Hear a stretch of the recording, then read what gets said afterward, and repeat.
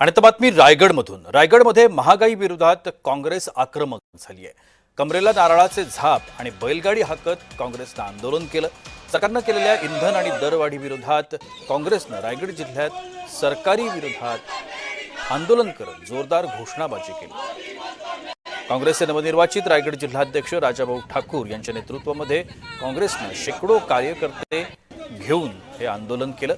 कमरेला नारळाचे झाप आणि बैलगाडीत बसून सरकारचं लक्ष वेधण्याकरता या आंदोलनकर्त्यांनी अलिबागमध्ये हे आंदोलन केलं। त्यावेळेला देशातील बेरोजगारी आणि महागाई विरोधात संताप व्यक्त करण्यात आला।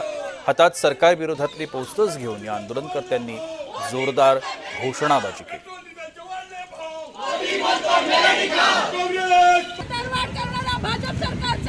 इंधन मिळत नाहीये, गॅस सिलेंडरचा तुटवडा आहे, पेट्रोल पंपावरती गेल्यावरती पेट्रोल मिळत नाहीये, डिझेलसाठी गेल्यावरती डिझेलला भल्या रांगा आहेत, शेतकऱ्यांना डिझेल मिळत नाही, कोळी बांधवांना डिझेल मिळत नाही।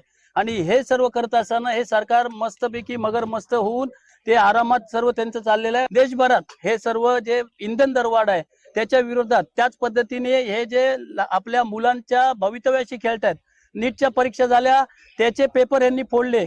जे धर्मेंद्र प्रधान म्हणून जे मंत्री आहेत यांचा राजीनामा जिथपर्यंत घेतला जाणार नाही तिथपर्यंत आंदोलन होतील।